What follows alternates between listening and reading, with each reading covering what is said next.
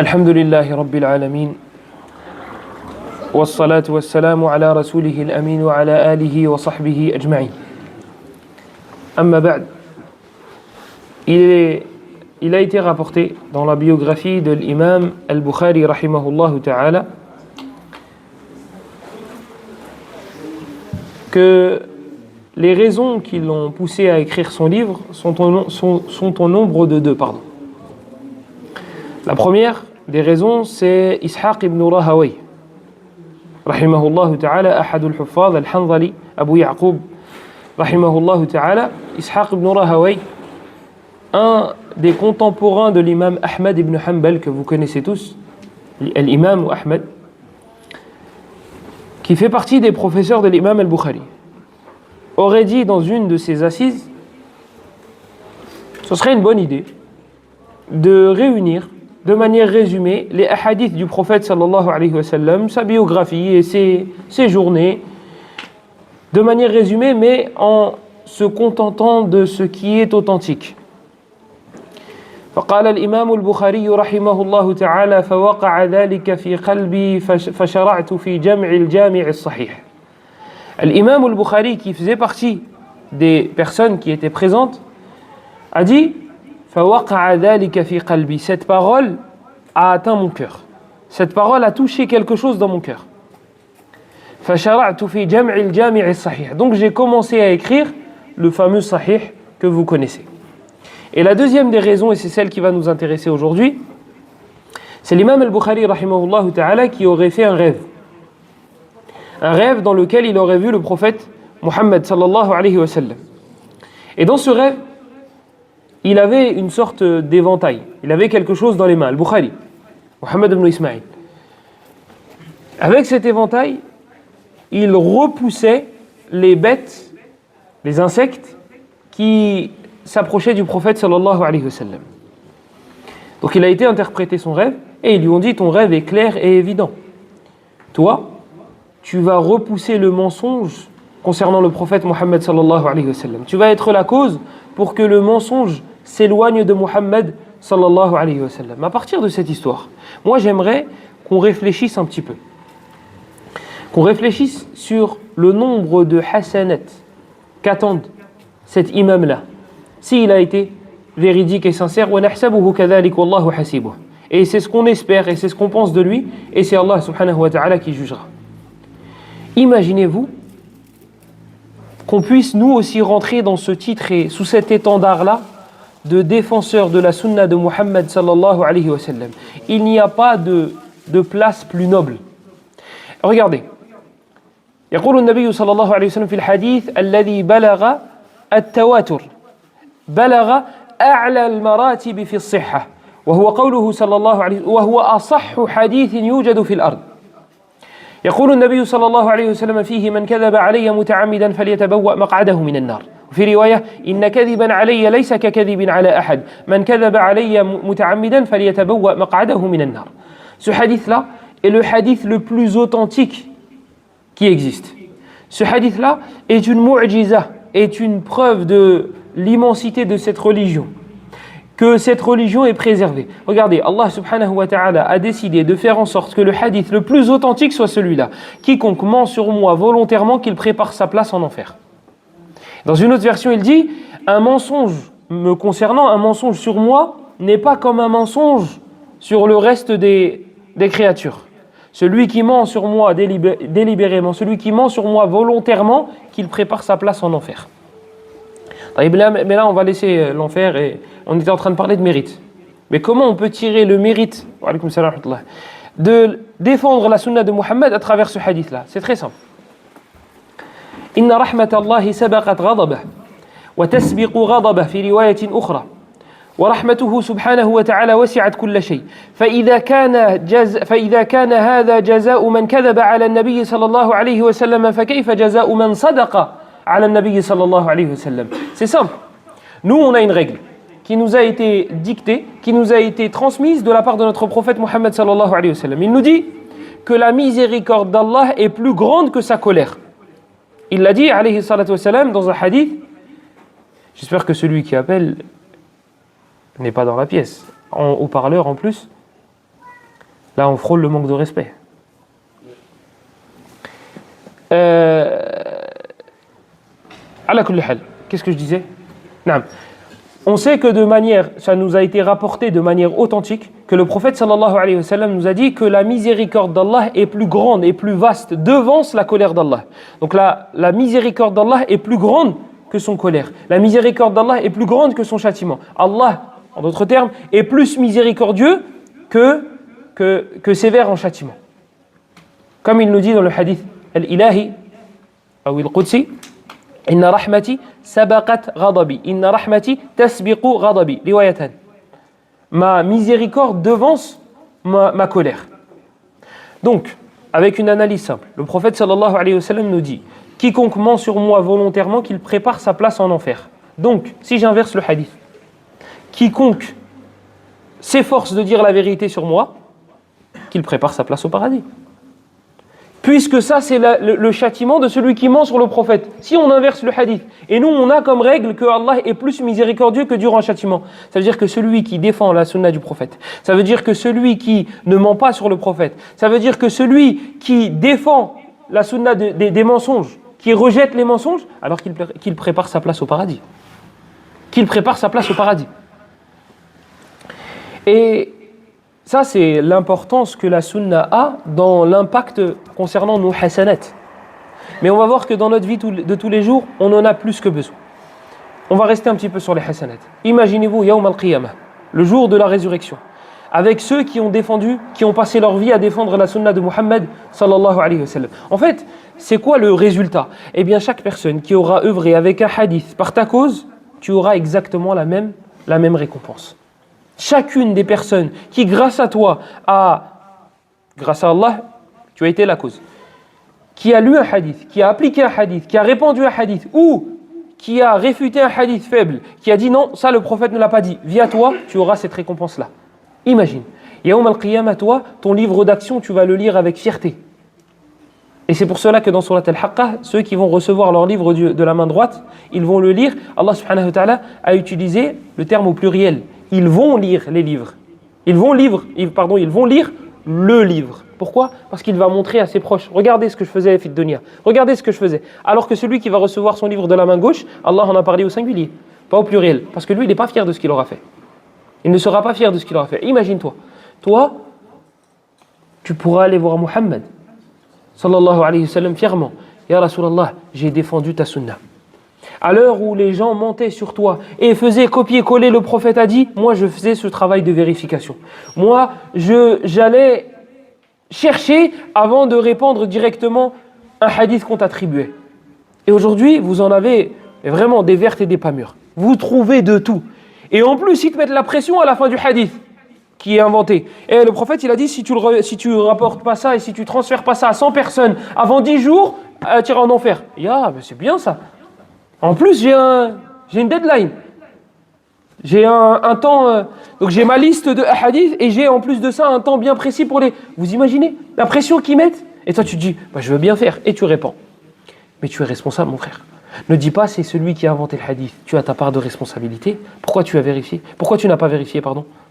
Pourquoi tu n'as pas fait ce travail de recherche? Ouais, mais je sais pas. Et qu'est-ce qu'on fait quand on ne sait pas? On se tait. C'est aussi simple que ça. Moi, je ne sais pas, je ne prends pas cette responsabilité de dire Muhammad a dit, sallallahu alayhi wa sallam, parce qu'il y a des répercussions derrière que nous allons voir, incha'Allah ta'ala. En termes de répercussions dans notre vie de tous les jours, pour une personne qui voudrait étudier, on va prendre une personne qui étudie al-fiqh. Le fiqh, c'est le halal et le haram. D'accord? Ça, c'est halal, ça, c'est haram. Imaginons, toi, tu veux en faire ta spécialité. Moi, je veux être un spécialiste dans le fiqh. Dans l'islam. Donc ça c'est halal, ça c'est haram. Ça c'est halal, ça c'est haram. Qu'est-ce que tu vas faire? Tu vas prendre des versets du Coran. Taban. Coran, il n'y a pas de problème. Le hadith. Toi, tu vas prendre le hadith du prophète sallallahu alayhi wa sallam.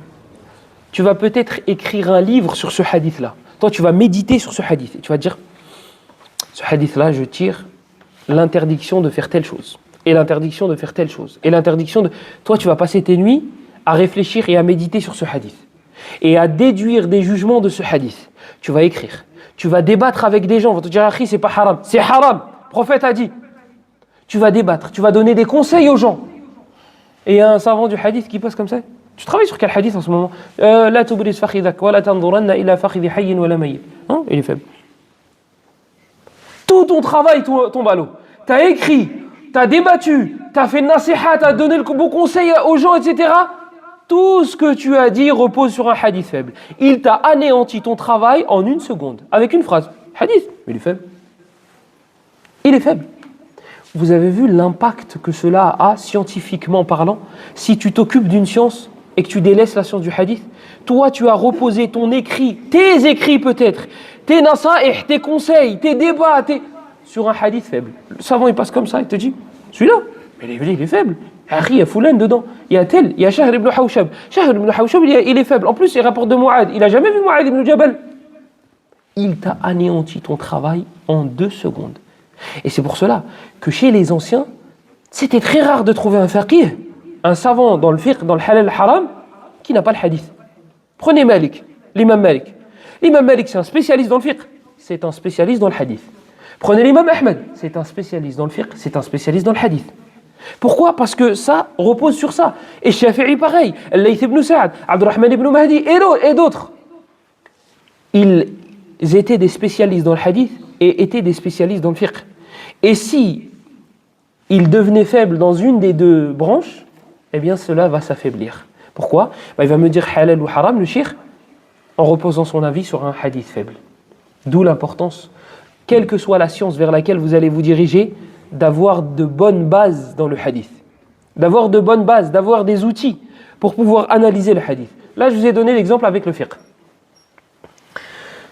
On pourrait faire la même chose avec le tafsir. Toi, le tafsir, tu sais que pour être à l'abri des mauvaises interprétations, il te faut le tafsir de Sahaba. Moi, je veux savoir ce que Ibn Abbas il a dit. Je veux savoir ce qu'Ibn Mas'ud a dit. Mais excuse-moi, mon ami, tu le connais, toi, Ibn Mas'ud? Tu l'as jamais vu de ta vie et tu ne le verras jamais de ta vie. Ibn Mas'ud, c'est un compagnon du prophète.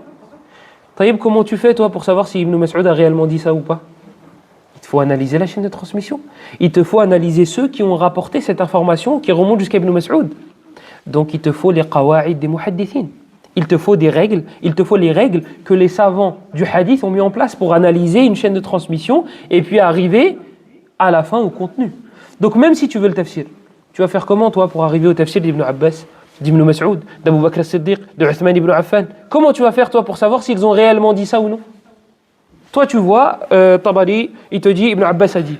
Oui, mais Tabari, il t'a pas dit qu'il allait te rapporter que ce qui était authentique. Il n'a pas fait le même travail que l'imam al-Bukhari. Lui, il s'est pas imposé l'authenticité. Ibn Kathir, pareil, il va te ramener des chaînes de transmission qui remontent jusqu'à Ibn Abbas, ou Ibn Mas'ud, ou Abu Huraira. Mais lui, il a enlevé sa responsabilité. À partir du moment où il t'a cité la chaîne de transmission, comment tu vas faire? Comment tu vas faire si tu n'as pas de base dans le hadith? La langue arabe. Même la langue arabe. Comment tu fais pour savoir si ce propos-là a été utilisé par les Arabes al-Qudama, les anciens? Il te faut des chaînes de transmission. Bon, même si là, ça reste un petit peu plus, on va dire, accessible. Donc voilà l'impact que la science du hadith aura sur les autres sciences. Et la science que vous voulez aura besoin de celle-là. Dépendra de la science du hadith. Et c'est ce que disent Ibn Hajar et Nawawi. C'est que toutes les sciences dépendent de cette science-là. Et que cette science-là ne dépend d'aucune science. Tu peux être très fort dans le hadith sans connaître le tafsir. Tu peux être très fort dans le hadith sans connaître le fiqh. Tu peux être très fort dans le hadith, etc. Parce que cette science-là ne repose pas sur les autres sciences. Par contre, les autres sciences reposent sur celle-là. Même dans ta vie de tous les jours, mon frère. Même dans ta vie de tous les jours. Une personne vient te voir. C'est ton cousin. Et tu sais que c'est un menteur. Il vient te voir avec des informations et il te dit, tu sais quoi? Au bled, ils sont en train de parler de toi. Si tu mets les pieds au bled, ils vont te faire un guet-apens. Ils vont te frapper dès que tu arrives. Tu prends l'info ou tu prends pas l'info? Tu prends pas l'info, tu sais pourquoi? Parce que c'est un menteur. Tu as appliqué la science du hadith. Les savants du hadith, lorsqu'ils ont une information qui remonte jusqu'au prophète ou jusqu'au compagnon ou jusqu'au tabi'in, ils vont analyser, ils vont regarder, ils vont dire, non mais celui-là c'est un menteur. Moi je le connais ce rapporteur-là. Lui, ça ne sert à rien de prendre le hadith de lui. Tu as appliqué la science du hadith dans ta vie de tous les jours. Taïb, on va prendre un autre exemple. Vous avez les chaînes télévisées. Même si je considère que toutes les chaînes sont tenues par des menteurs, on va dire dans le meilleur des mondes que ce ne sont pas des menteurs. Une chaîne sur combien vous voulez, vous dit que la guerre mondiale, nasallallahu al-afiya, a commencé. Aucune autre chaîne n'en parle. Aucune. Les réseaux, ils n'en parlent pas. Les journalistes n'en parlent pas. Aucune autre chaîne télévisée n'en parle. Il y en a une qui en parle. Et cette chaîne-là, on va dire, hein, on est dans l'imaginaire, hein, ce sont des menteurs. Journalistes, de toute façon, c'est égal menteur. On va dire que ce ne sont pas des menteurs. Ceux qui ont dit la guerre mondiale a commencé, ils ne sont pas connus pour le mensonge. Tu vas prendre cette info ou tu ne vas pas prendre cette info? Une info aussi grosse, aussi grande, aussi énorme, qui touche autant de personnes, tu vas te dire attends. Si c'était vrai, les autres l'auraient rapporté. Les réseaux, ils n'en parlent pas. Les autres chaînes télévisées n'en parlent pas. Mes collègues n'en parlent pas. Il y a une chaîne qui en parle. Même si cette chaîne-là est tenue par des personnes véridiques, qu'est-ce que tu vas te dire? Ils se sont trompés. Taïb, sur quoi tu te reposes pour dire qu'ils se sont trompés? Tu vas regarder les qara'in. Tu vas regarder les indications qui sont à côté. Tu vas te dire, même si eux disent la vérité, en temps normal, ce ne sont pas des menteurs, ils ont dû se tromper. Parce que cette information-là, normalement, elle est répandue. C'est la même chose dans la sunna de Mohammed. Sallallahu alayhi wa sallam. Lorsque les savants du hadith vont analyser un contenu, le contenu d'un hadith, ils vont regarder. Ils vont dire, attends, cette info-là, il n'y a qu'un seul rapporteur qui nous donne cette info-là. Abu Bakr était vivant, Omar était vivant, Uthman était vivant, Ali était vivant, Abu Huraira, les compagnons étaient là. Personne ne rapporte ce hadith-là, excepté un rawi. Un seul. On va dire là, il y a un problème. Et attention, regardez, avec l'image de la guerre mondiale, c'est une info qui touche tout le monde, qui est importante, qui est énorme. Et bien c'est cette analyse-là qu'ils vont faire les savants du hadith. Ils vont dire, attends, l'info là qu'on nous rapporte, ça nous parle de mérite sur le siwak? Parce que si c'est sur le mérite du siwak, on peut accepter. Pourquoi? Parce que ça ne touche pas toute la umma, ce n'est pas quelque chose d'extrêmement important. Maintenant, je vous dis, ça concerne un des piliers de la prière. Un annulatif des ablutions. Je dis, attends. C'est pas possible. Qu'il n'y ait qu'un seul rawi, qu'il n'y ait qu'un seul rapporteur qui me donne cette information-là. Donc toi, ou le savant du hadith, va analyser la chaîne de transmission et va dire, attends. Il y a un problème quelque part. Une information aussi énorme, normalement, il y a plusieurs compagnons qui me la rapportent. Normalement, après, là, ce sont des images. Mais pour rentrer un petit peu plus dans les détails, le fait qu'un compagnon nous rapporte quelque chose, ça ne sera pas néfaste. Parce que les gens de la sunna ont une règle. As-sahabatu kulluhum udul. Tous les compagnons du messager d'Allah sont fiables. Donc un compagnon qui me rapporte une chose, c'est pas un problème. Qu'il soit le seul à me rapporter une info, ce n'est pas un problème. C'est là-haut. C'est quand vous, ou bien descendez. Ça dépend comment vous voyez la chaîne de transmission.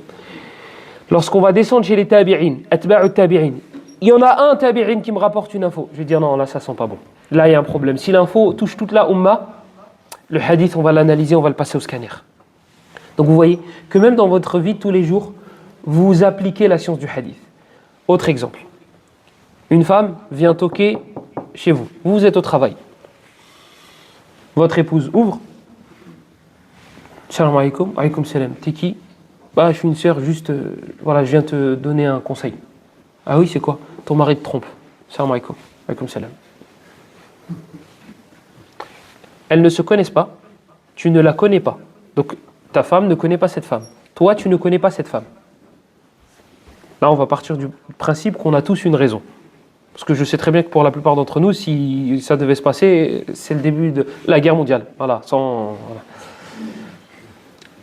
Si on parle d'une personne qui a un aql, qui a une raison, saine, il n'y a pas de virus à l'intérieur, tu rejettes l'info directe. Pourquoi? Je ne connais pas la personne. L'information est grosse, elle est énorme. Je ne peux pas accepter cette information-là d'une personne qu'on ne connaît même pas. Vous imaginez si on ouvrait cette porte-là? Dans ce cas-là, n'importe qui peut détruire le foyer de n'importe qui. Et on rentre, ton mari il a fait des dingueries. Ok, t'as des preuves, t'as quelque chose. Écoute, moi je suis venu te faire nasiha. Hein. T'acceptes pas. Après, si t'as de l'orgueil, tu veux pas accepter le bon conseil, c'est ton problème. Il tourne les trucs. Hein. Et là, qu'est-ce qui se passe? Tu rentres à la maison, alors t'as rien à me dire. Miskin, lui, il rentre du travail, il est fatigué. Bah non, rien de spécial. Lui, Miskin, il cherche, peut-être au travail, je fais quelque chose, il a vu que je raconte quelque chose. Naïf. T'es sûr, t'as rien à te reprocher. T'as pas été voir ailleurs. A été voir ailleurs de quoi? Lui, il est bari, il est innocent de cela. Mais elle, une femme étrangère, lui a mis des doutes. Dans la science du hadith, là, normalement, tu rejettes l'information directement. Pourquoi? Je ne connais pas la personne. Si ça se trouve, c'était un homme en dessous le hijab. Ben, pourquoi pas? Il y en a qui le font, non? Si ça se trouve, c'était une femme qui n'était même pas musulmane. Et elle s'est dit, je vais réussir à semer le trouble. Si ça se trouve, c'était une femme avec le hijab, mais qui est instable mentalement. C'est son genoun qui a parlé à ce moment-là. C'est pas possible. Taïb, normalement, en tant que personne sensée, je ne connais pas la personne, je ne sais pas si elle est apte ou non à me rapporter l'info, je ne prends pas l'info. Et ça, encore une fois, c'est les règles des muhaddithoun avec les informations qu'ils traitent. Tu leur donnes une information, ils analysent la chaîne de transmission minutieusement, et après ils te disent, ah, Hada, je ne le connais pas. Lui là, ce rapporteur-là, je ne sais pas c'est qui. Qu'est-ce qu'ils vont faire? Par précaution, ils vont te dire, on ne prend pas l'info. Pourquoi? Parce qu'à la fin là, de la chaîne de transmission, il y a Muhammad sallallahu alayhi wa sallam a dit. Muhammad sallallahu alayhi wa sallam a fait. Et moi, en tant que musulman, ça c'est mon qudwa, ça c'est mon modèle et c'est mon exemple. Ça veut dire, tu me dis le prophète il a dit, je dis. Tu me dis le prophète il a fait, je fais. Ça a des répercussions. Et voici l'exemple et l'image que je voulais vous donner. Plus une personne aura des responsabilités, un directeur qui a des milliers d'employés en dessous de lui, plus il aura des employés, plus ses paroles auront des répercussions. Sadara minhu amr. Qala la taf'alu kadha. والوسائط أخطأوا في الخبر فقالوا بالعكس ماذا سيحدث؟ طيب, imaginez-vous un président, un directeur, il a à sa charge des milliers d'employés. Il a un intermédiaire, donc c'est son bras droit. Il lui dit, va dire aux employés, faites comme ça. Moi, je suis le patron, je sais que ça va marcher si vous faites comme ça. Lui, il va rapporter l'info d'une manière erronée. Il va dire, le chef, il vous a dit, faites comme ça. Et il leur dit à gauche. Là, les répercussions vont être énormes. Pourquoi? Parce qu'il a beaucoup de personnes en dessous de lui. Eh bien, imaginez Muhammad sallallahu alayhi wa sallam. On se trompe lorsqu'on rapporte de lui. Ça va être quoi les répercussions? Ça va être toute une ummah, une communauté. Pas des centaines, pas des milliers, pas des millions. Non, des milliards et des milliards de personnes dans l'égarement. Pourquoi? On nous a dit, le prophète a dit. On nous a dit, le prophète a dit. Donc nous, on aime le prophète, on fait comme il nous a dit de faire. Alors que le prophète n'a jamais dit ça. Vous voyez, plus les employés seront nombreux, plus les personnes en dessous seront nombreuses, plus l'impact sera important et énorme. Et ajouter une autre chose, c'est que là, ça concerne halal, haram. Et qui est-ce qui rend halal et haram? C'est Allah. Donc là, quand toi tu dis Muhammad a dit, tu es en train de dire indirectement Allah a dit. Muhammad sallallahu alayhi wa sallam, huwa yanqul, huwa rasoul sallallahu alayhi wa sallam. Wa ma yantiqu anil hawa, in huwa illa wahyun yuha. Il ne parle pas sous l'effet de la passion. Lui, il transmet ce qu'Allah lui a dit de transmettre. Donc, lorsqu'il dit de faire quelque chose ou de ne pas faire quelque chose, ça émane d'Allah. Donc lorsque toi tu dis le prophète a dit, tu es en train de dire Allah a dit. Allah a légiféré, ou bien l'inverse, Allah n'a pas légiféré. Donc, si tu te trompes, si tu mens volontairement, tu viens de mentir sur Allah. Tu t'imagines les répercussions? وَمَنْ أَظْلَمُ مِمَّنِ افْتَرَى عَلَى اللَّهِ. Et qui est plus injuste que celui qui ment sur Allah? Allah, il est en train de te dire que personne n'est plus injuste que celui qui ment volontairement sur Allah subhanahu wa ta'ala. Là, j'ai précisé volontairement. Mais c'est aussi grave de mentir sur le prophète sallallahu alayhi wa sallam, de se tromper sur le prophète sallallahu alayhi wa sallam, de citer de manière erronée. Parce que tu es responsable de ce qui sort de ta bouche. Qui t'a mis le couteau sous la gorge pour te dire « dis le prophète a dit ». Personne. Donc, ne dis pas. Tu ne sais pas, ne dis pas. Bukhari Muslim, alhamdulillah. Le reste, vérifie. Vérifie. Tu ne veux pas étudier les bases alors suis un savant en qui tu as confiance dans ce domaine-là, qui est spécialisé dans ce domaine-là. بل إن الله عز وجل أمرنا بالتثبت حتى في أقوال المؤمنين في بعضهم مع بعض وفي الأخبار التي تتعلق بالمؤمنين قد قال النبي صلى الله عليه وسلم كما روى ذلك مسلم في مقدمته وجاء أيضا عن عمر موقوفا كفى بالمرء كذبا أن يحدث بكل ما سمع. والنبي صلى الله عليه وسلم يقول أيضا في الحديث الصحيح الذي رواه أهل السنن قال صلى الله عليه وسلم ومن قال في مؤمن ما ليس فيه أسكنه الله ردغة الخبال حتى يخرج مما قال. Allah subhanahu wa ta'ala et par la suite son prophète sallallahu alayhi wa sallam nous ont ordonné de dire la vérité, de vérifier les informations même lorsqu'on rapporte des infos nous concernant nous. Nous qui ne valons, allez, je vais être gentil aujourd'hui, presque rien. Moi, tu mens sur moi, j'ai presque aucune valeur. Il n'y a pas d'impact énorme. Eh bien, malgré cela, le prophète sallallahu alayhi wa sallam nous a dit de vérifier les informations lorsqu'elles nous concernent nous. Le prophète sallallahu alayhi wa sallam nous dit Kafa bil mar'i kadiban. Il suffit comme mensonge de rapporter tout ce que tu entends. Toi, tu dis quoi? J'ai entendu une info, je vais la répandre. C'est comme ça. Et c'est ce qui se passe aujourd'hui sur les réseaux sociaux. Wallahi saddiqouni, croyez-moi. Moi, je n'ai pas les réseaux sociaux grâce à Allah. Je n'ai pas les réseaux sociaux. Mais j'ai des amis qui ont des réseaux sociaux et parfois ils me disent c'est vrai ça. Wallahi, j'apprends des choses sur ma propre vie. Apparemment, j'ai été 9 ans en Égypte. Alors, c'était un autre moi, dans une autre dimension, je crois, parce que moi, j'ai jamais mis les pieds en Égypte. 9 ans en plus, hein. C'est pas 1 ou 2 ans. J'ai été 9 ans en Égypte. Même moi, j'apprends des choses sur moi. Et d'autres fois, on parle de mes origines. Tu sais que c'est un frère de chez nous, il est de Kabylie. Mais moi, je n'étais pas au courant, moi. J'étais pas au courant. J'ai même pas de famille en Kabylie. J'étais pas au courant. Mais ça, c'est des choses qui sont, bon, il n'y a pas de répercussions énormes. Mais même sur toi, dans ta vie de tous les jours, on t'invente des choses. Moi, une fois, je sortais de la mosquée, c'était à Goussaville, et un papa qui me dit ouais, j'ai appris que tu étais de chez nous, de Kabylie. Je dis ah non, mais il me dit ah si. Et là, moi, je me suis dit peut-être j'ai raté un truc. Je dis ah non, mais moi, je suis pas de là-bas. Il me dit si, ils m'ont dit les responsables de la mosquée. Et ouais, pour rigoler, je suis parti voir, je dis à ce qui paraît, vous avez dit que j'étais de Kabylie. Il m'a dit ah non, on m'a jamais dit ça. Voilà. Ça, c'est des petites informations. Allez, ça n'a pas de répercussion. Mais pour vous dire que la facilité avec laquelle se répandent les mensonges et les fausses informations, c'est aberrant. Et ça fait peur. Ça fait peur parce que là, tu te dis c'est sharia. Là, tu te dis c'est la religion d'Allah. Un hadith, il fait le buzz. Moi, je connais un... Bon, à force de parler, de donner des indications, vous allez à chaque fois, les gens vont faire des liens et ils vont trouver de qui je parle. Moi, je connais un prédicateur que vous connaissez tous. Il s'est fait connaître via une vidéo. Il cite un hadith dans sa vidéo et le hadith, il est inventé. Pas faiblin, inventé. Il cite un hadith. Ils me l'ont envoyé, les frères. Ils m'ont dit, regarde, il est trop fort. Bon, c'était il y a 6-7 ans, hein, ou peut-être un peu plus. Ils m'ont dit, regarde, il est trop fort, il est trop éloquent. Allez hop. Et moi, la première analyse que je fais, lorsqu'il y a un prédicateur ou un prêcheur, combien de versets il cite, combien de hadiths il cite. Et s'il les cite, est-ce qu'il les cite par cœur ou est-ce qu'il les cite en dépendant de ses notes?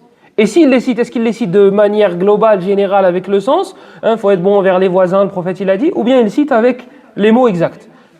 C'est la première analyse, c'est le premier scanner. Si dans une conférence d'1 heure, il ne me cite pas de hadith, il ne me cite pas de verset, je me lave les mains. Je n'en veux pas. Attention, je ne dis pas les mauvais. Mais moi, c'est mon scanner. Et donc du coup, j'écoute la vidéo de 7-8 minutes et il cite un hadith. Et le seul hadith qu'il cite, il est inventé. Je dis, les frères, vous m'avez dit, il est éloquent, il est... Oui, mais il parle bien, etc. Oui, il parle bien, mais il ment sur le prophète. Il ment sur le prophète, sallallahu alayhi wa sallam. Et c'est la vidéo via laquelle il s'est fait connaître, et les mosquées l'ont remarqué, et ils ont commencé à l'appeler, etc., etc. Imaginez-vous le nombre de personnes qui vont citer ce hadith-là, et qui vont le rapporter, et qui vont dire le prophète a dit. À cause de qui? À cause de celui-là qui s'est improvisé. Je sais pas, il a fait un rappel comme ça, et après il nous dit, hey, tu veux faire imam? Ouais, bah vas-y. Vous imaginez si ça marchait comme ça dans les hôpitaux? Imaginez-vous. On est à la maison comme ça, il y a un médecin. Et un an, il a mal à la tête. Et moi, je dis, prends un Doliprane. Wow, t'es trop fort. Viens, je te prends à l'hôpital. Ah ouais, on va faire des opérations et tout. Ouais, vas-y. Ah là, je vais tester. Et hop, et je m'improvise médecin. Allez hop, chirurgical. Lui, je l'ai raté, c'est pas grave, ce sera l'autre. Et c'est ce qui se passe. Tu parles bien, allez hop, imam, prêcheur. Oh, tu t'es trompé, rattrape-toi. Mais c'est un poste extrêmement important. T'as l'akhira des gens là. Là, tu joues avec l'au-delà des gens. Tu es en train de leur dire, le prophète, il a dit, Allah, il a dit. Allah, il a dit, les versets sont... Voilà. Il n'y a pas de versets faibles, alhamdoulilah. Mais la sunna du prophète, tu fais comment? C'est une responsabilité. Et encore une fois, man samata naja. Celui qui se tait, aura réussi. Men Samata ibn Abi Dunya, qui fait partie de la génération des élèves de Bukhari, il a écrit un livre entier, mes frères. Un livre entier. Sur quoi? Kitab al-Samt. Le livre de tais-toi. Ça, c'est avec mon jargon à moi, hein, c'est pas le livre de tais-toi. C'est le livre du silence. Tais-toi, ne parle pas. Et je crois qu'il a été traduit d'ailleurs. Mais al-Samt, c'est pas le silence. C'est pas simplement le silence. C'est le silence avec autre chose, mélangé à autre chose. Donc le prophète sallallahu alayhi wa sallam nous a ordonné de ne pas rapporter des informations comme ça, même entre nous. Même entre nous.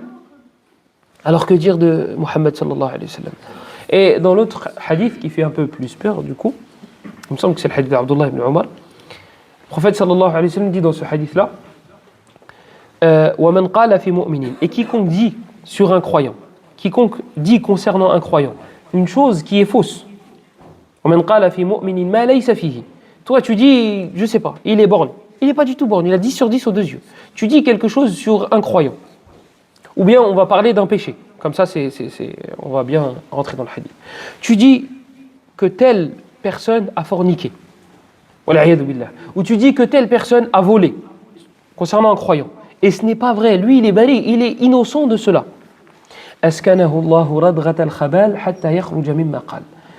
Son habitat sera en enfer, à l'endroit où descendent le sang et le pu des gens de l'enfer. Ça, c'est celui qui dit sur un croyant une chose qui est fausse. Un croyant. Imagine si à cause de toi, les gens rapportent des informations qui sont fausses sur ce croyant. Tu porteras ce fardeau yawm al-qiyamah. Toutes les personnes à qui tu auras menti, tu porteras ce fardeau. Et ça, si vous êtes la cible, réjouissez-vous mes frères. Moi, il y en a qui me disent, ouais, comment on fait pour ne pas être vexé lorsqu'on parle sur... Yari, des hasanat qui te sont rapportés comme ça sur un plateau. Toi, tu dors, peut-être tu es en train de faire des péchés. Et il y a des gens qui parlent en mal sur toi. Qu'est-ce que tu veux de mieux? On te donne des hasanat et on va te débarrasser de tes péchés. Qu'est-ce que tu veux de mieux? Si on parlait en billets, peut-être que ça te parlerait plus. À chaque fois que quelqu'un parle sur toi, allez, virement de 250 €. Virement de 250 €. Toi, tu vas dire quoi? Ya Rabbi, parle tout sur moi. Ya Rabbi, continuez. Oui, j'étais en Égypte, oui, au Mali, j'ai fait le djihad là-bas et tout, et tout, et tout. Parce que toi, tu vas dire, qu'est-ce qui va se passer? Mon compteur d'argent, mon compte bancaire, il va augmenter. Ya Rabbi, là, c'est tes hasanat qui augmentent. Et s'ils n'ont plus de hasanat, tes péchés à toi, tu n'auras pas à y répondre. Tu vas les donner à lui. Il a menti sur toi. Qu'est-ce que tu veux de mieux, Ya Rabbi? Donc, moi, je vous pose la question, comment ne pas se réjouir lorsqu'on ment sur vous? Et en plus de cela, la personne qui fait cela, admettons qu'elle se repente. Bismillah. Elle dit Astaghfirullah ya Rabbi. Je reviens vers toi. Et non, ça ne marche pas comme ça. C'est pas si facile que ça. Parce que tu as parlé sur l'honneur de ton frère. Tu as parlé sur l'honneur de ta sœur. Cette sœur, peut-être qu'à cause de toi, elle a divorcé. Peut-être que ce frère, il a divorcé. Peut-être qu'il y a eu des répercussions très négatives dans sa vie. Et tu crois quoi, qu'elle va effacer le tableau comme ça? Si elle te dit je te pardonne pas parce que tu as parlé sur moi, tu peux dire astaghfirullah combien de fois tu veux par jour? Là c'est haqqul ibad.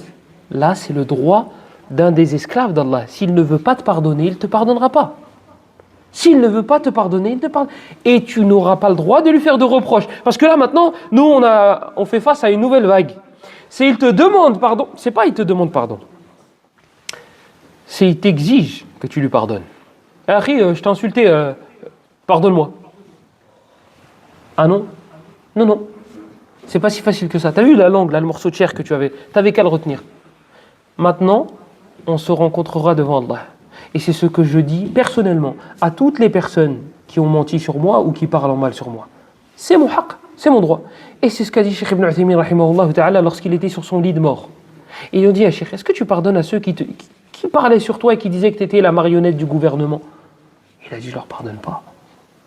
Je ne leur pardonne pas. Et oui, parce que toi, qui piétines l'honneur de ton frère, tu n'avais pas à le faire. Tu n'avais pas de moujib. Il n'y avait rien qui te poussait à le faire. Qu'est-ce qu'il y a? On t'a attrapé, on t'a mis dans une cave, il y avait des pitbulls et on t'a dit, hey, parle sur lui, sinon on va te faire. Rien du tout. Tu avais ta langue et tu as parlé avec. Tu as prononcé ce que tu as prononcé. Maintenant que c'est sorti de ta bouche, la parole est maître de toi. Avant qu'elle sorte de ta bouche, tu étais maître de cette parole. Maintenant, c'est trop tard. Maintenant, c'est trop tard. Mais maintenant, on fait face à une vague qui te reproche de ne pas pardonner. Et moi, je te reproche d'avoir parlé. Qui t'a dit d'ouvrir ta bouche? Fallait te taire. Tu as parlé, tu assumes. Après, peut-être qu'en grandissant, je verrai les choses autrement. Mais en tout cas, si je venais à mourir, voilà ma réponse pour ceux qui envoient des messages. Parce que j'en reçois beaucoup, des messages d'excuses. Après, on est désolé, on a dit ça sur toi. Toi, tu regardes le truc, tu te dis, mais ça n'a même pas de base. Genre, même une ambiguïté, il n'y a pas de... D'où tu sors ça? Ça n'a ni queue ni tête. Je ne parle pas de 9 ans en Égypte, ça ne me dérange pas. Vous pouvez dire que j'ai été 9 ans en Égypte, ça me... Je parle de mensonges, je parle de choses qui peuvent détruire la personne. Mais alhamdoulilah, on a été éduqués avec des gilets pare-balles. C'est une image, hein. Commencez pas à mal comprendre mes propos.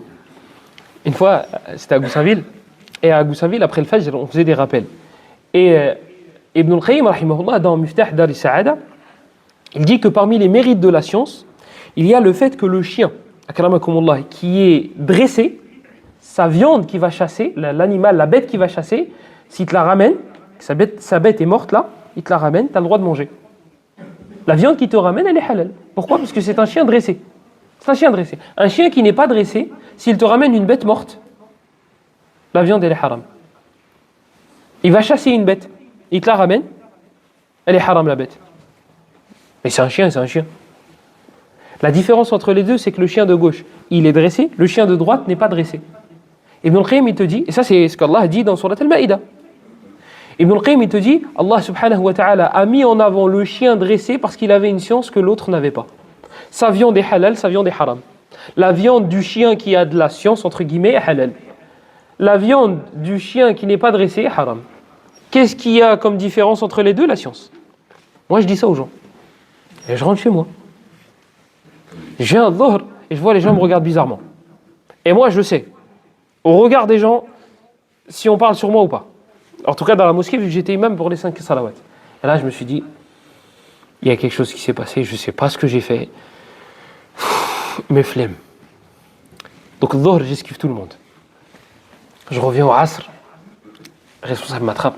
Il me dit, ouais, t'as vu, ça parle sur toi. Je dis, c'est pas grave. Il me dit, ouais, mais en fait, t'as dit apparemment, après le Fajr, qu'on avait le droit de manger les chiens dressés. Je dis quoi? Et moi j'avais oublié le dars du Fajr. J'avais oublié c'était quoi le sujet. Moi, après le Fajr, c'est la survie. Je suis en mode automatique. Vous savez, la conduite automatique, là, quand vous appuyez sur le bouton et le truc, il est... Moi, le Fajr, je suis là, mais je suis pas là. Donc, j'ai oublié le sujet du Fajr, j'ai oublié le... J'ai dit ça quand? Il me dit, je sais pas, mais je crois que c'était quand tu avais fait un rappel. Je dis, j'ai jamais dit ça. Et moi, j'ai même pas fait le lien avec le dars de la viande du chien dressé, etc. Parce que pour moi, ça n'avait rien à voir. Oui, mais il part. Miskin, il me laisse tranquille parce qu'il sait que faut pas trop frotter parce qu'après, ça va partir en cacahuète. Donc, il me laisse tranquille et je le laisse tranquille. Et salawat d'après, il y a un fidèle qui vient me voir. Et il me dit, j'étais pas là au Fajr, mais apparemment, tu aurais dit que les chiens dressés, on avait le droit de les manger. Je dis, je sais pas quand est-ce que j'ai dit ça. Je dis, mais là, le dars du Fajr, ça me dit quelque chose. Et elle me dit, oui, t'as parlé de science. Je dis, non, rien à voir. Et du coup, le lendemain, au Fajr, j'ai commencé à expliquer aux gens. Et wallahi, je voyais aux têtes des gens qui comprenaient même pas l'explication. Et là, je me suis dit, bon, l'erreur vient de moi. J'aurais pas dû aller chercher des trucs aussi poussés. Pour moi, c'est simple à comprendre ça. Mais apparemment, pas pour tout le monde. Après, il y a la barrière de la langue française, parce que quand tu parles à nos papas en arabe littéraire, ils te disent on ne comprend pas l'arabe. Quand tu leur parles en français, ils te disent on ne comprend pas le français. Il faut parler en Dalija. Et les gars, moi, Dalija, je vous déconseille. Vous allez encore plus mal comprendre. Là, je vais vraiment dire le chien, on a le droit de manger. Parce que Dalija et moi, ça fait deux. على كل حال, c'est pour vous parler de... طيب يقول الله عز وجل في كتابه العظيم إنا نحن نزلنا الذكر وإنا له لحافظون فإذا حفظ الله القرآن فلا بد أن يحفظ ما يحفظ به القرآن وهو شرح للقرآن ألا وهي السنة. Allah subhanahu wa ta'ala nous dit qu'il a préservé, qu'il a protégé, contrairement aux livres précédents qui étaient protégés, qui étaient préservés, qui étaient sauvegardés par les savants de leur peuple. Mathalan, Moussa alayhi salam, il avait le Torah. Une fois qu'il est décédé, c'est les ulama de Banu Israël, c'est les savants de Banu Israël qui vont s'occuper de défendre le Torah. Parce que il n'y avait pas que des mauvais.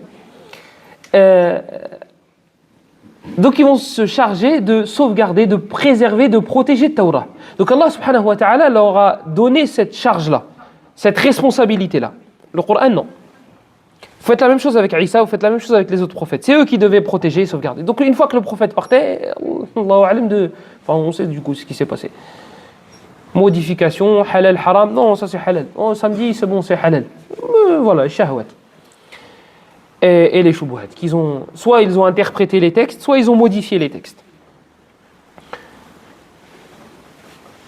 Le Coran, Allah subhanahu wa ta'ala a décidé de le sauvegarder lui-même, de le protéger lui-même. Et c'est pour cela qu'il n'y aura jamais de modification.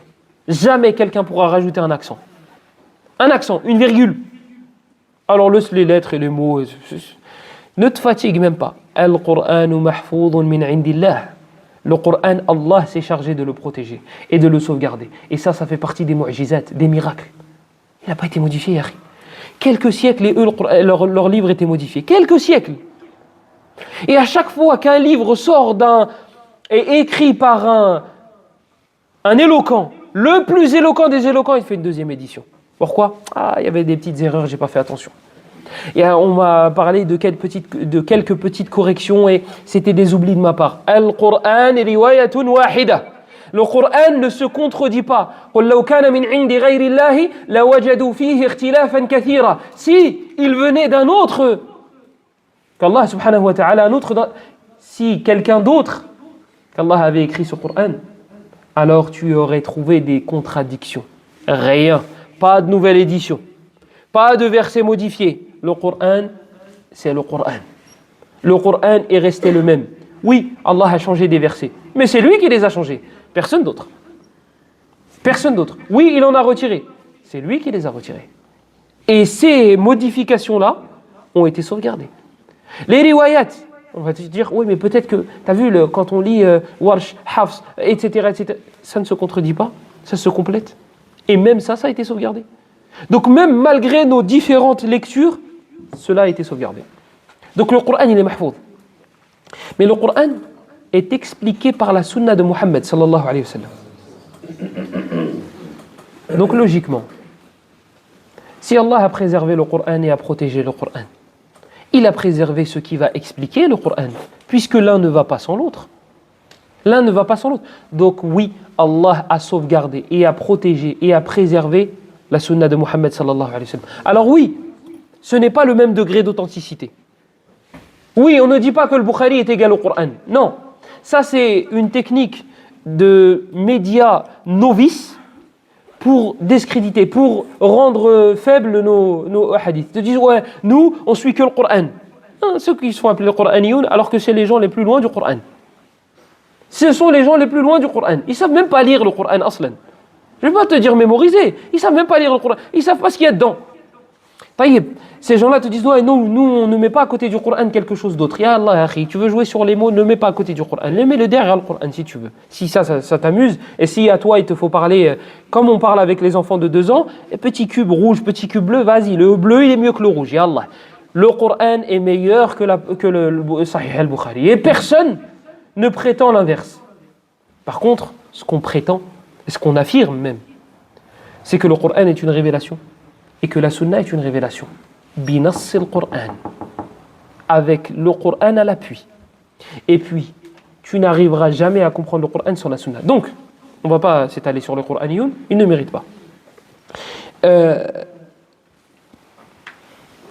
Donc, si Allah subhanahu wa ta'ala a décidé de sauvegarder le Coran, il va forcément sauvegarder ce qui va expliquer le Coran, puisque l'un ne va pas sans l'autre. Si Allah a décidé de préserver le Coran, il a décidé alors de préserver la Sunna. Comme le rapporte Ibn Hazm rahimahullah ta'ala, wa adhunnu annahu yahki al-ijma' ala dhalik. Bismillah. Et il me semble qu'il rapporte le consensus concernant cela. Et celui qui fouille dans les biographies de nos savants du hadith, ce qu'ils ont fait, ce qu'ils ont mémorisé, les voyages qu'ils ont entrepris, il ne peut arriver qu'à une seule conclusion. Ces hommes-là, Allah il les a créés pour préserver sa religion, pour préserver la sunna de Muhammad. c'est juste inimaginable. Ce qu'ils ont sacrifié, ce qu'ils ont fait, ce qu'ils ont entrepris, c'est juste inimaginable. Ça sort de l'ordinaire. Ça sort même des capacités d'un être humain. La soif, la faim, les shahawats qu'ils ont mis de côté, leurs envies et même leurs besoins, ils les ont mis de côté. Pourquoi? Les hifdhi sunnati rasulillah sallallahu alayhi wa sallam, pour sauvegarder la sunna de Muhammad sallallahu alayhi wa sallam.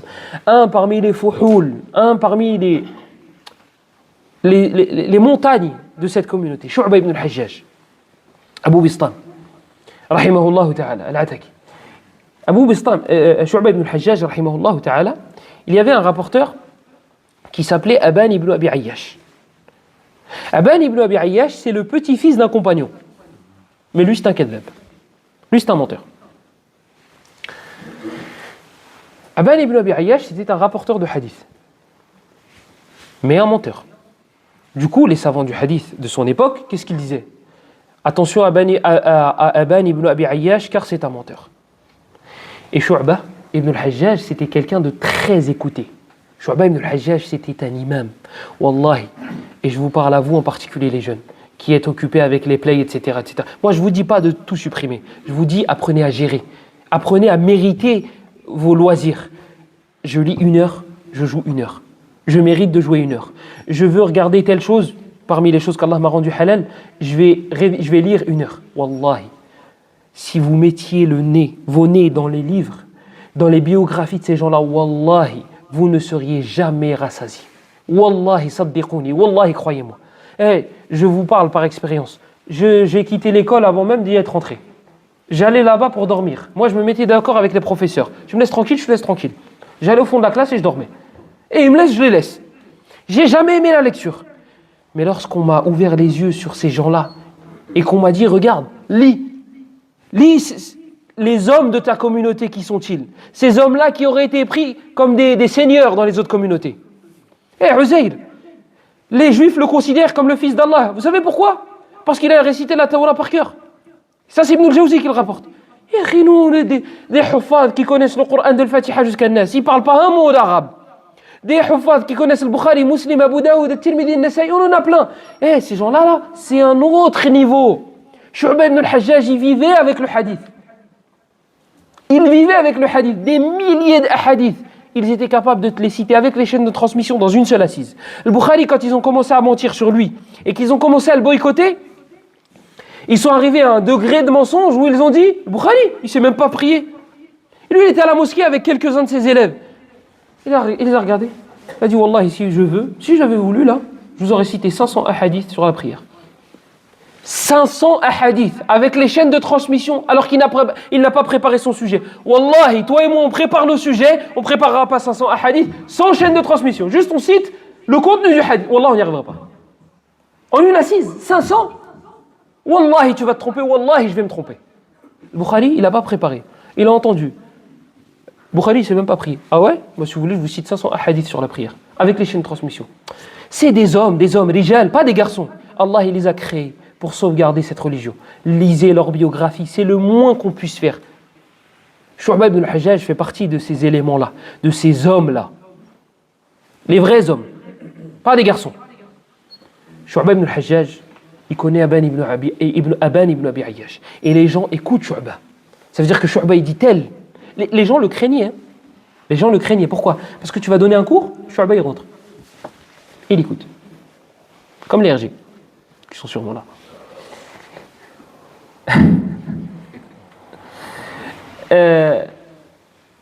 Shu'ba, il rentre dans une assise. Ça y est, je donne plus le hadith. Pourquoi? Il va capter une erreur. Et il va jeter mes hadiths. Et il va dire à tout le monde, prenez plus la science de lui. Et Shu'ba, s'il dit, faites une croix sur lui, c'est fini. Hein. Les gens du hadith vont tous te boycotter. Parce que lui, c'est un vrai. Lui, c'est un vrai. Lui, c'est des mises en garde qui reposent sur quelque chose. Il a les épaules pour ça. Il a la formation adéquate. C'est pas, tu sais pas c'est qui, il sort de nulle part et il a même pas le Coran dans son CV et tu dis, ouais, il a dit. Lui, le silence et le fait de parler, c'est à égalité. Shu'ba ibn al-Hajjaj, il voit Aban ibn Abi Ayyash qui ment sur le prophète. Qu'est-ce qu'il fait? Il va dans les marchés. Shu'ba, ya nas, Aban ibn Abi Ayyash kadhab. Il va dans les marchés, il dit oh vous les gens, Aban ibn Abi Ayyash c'est un menteur, prenez pas le hadith de lui. Et voilà, ça y est. Les gens ont entendu ça, c'est fini. Aban, on le raye de la liste. Pourquoi? Parce que Shu'ba il a dit. Shu'ba il est rentré dans les mosquées. Il disait oh vous les gens, ne prenez pas la science d'Aban ibn Abi Ayyash, car c'est un menteur. Il allait dans les mosquées. Hada, lui, il parle à une personne, c'est suffisant. Lui, il allait dans les mosquées. Et il allait dans les marchés et il disait prenez pas la science d'Aban ibn Abi Ayyash. C'est un menteur. À un moment, Hamad, un des grands savants dans le hadith, il va le voir. Vous en avez deux, Hamad. C'est qui? Ibn Salama, Ibn Zayd. Non, Hassan, barakallahu fik. Hamad ibn Salama et Hamad ibn Zayd. Et les deux sont de la même génération. Et les deux sont thiqa. Les deux sont fiables. Hamad, un des deux, je crois que c'est Hamad ibn Zayd, est parti voir Shu'ba et il lui dit ça y est, khlas. Et il a compris. Les gens ont compris. On ne prend pas la science d'Aban. Laisse-le tranquille, miskin. Et il a la barbe blanche. Hadak Aban. Il est âgé. Et toi, tu dis à tout le monde, c'est un menteur, c'est un menteur. Ça y est, khlas, les gens, ils ont compris. Les gens ne vont pas prendre le hadith de lui, ya Shu'ba. Kafa, yakfi, ça y est, khlas, les gens, ils ont compris. Laisse Aban ibn Ayyash tranquille. T'as dit à tout le monde, c'était un menteur. Ça y est, khlas, les gens, ils savent que c'est un menteur. Bon, d'accord, j'arrête. Tu t'engages? Je m'engage. Et un jour, il y a eu un décès. Bismillah. Et il y a eu du monde au cimetière. Shu'ba, il voit Aban ibn Abi Ayyash. Hamad, je reviens sur mon avis. Aban ibn Abi Ayyash, c'est un menteur. Ne prenez pas le hadith de lui. Inna hadha al-amr din. Il disait, cette affaire est religieuse. C'est en rapport avec la religion. Comme ils ont dit à un des rapporteurs, je ne sais plus si c'était Shu'ba ou il y a un autre, ils lui ont dit, t'as pas peur que les gens, Yawm al-Qiyamah, viennent te voir et disent, t'as dit que j'étais un menteur.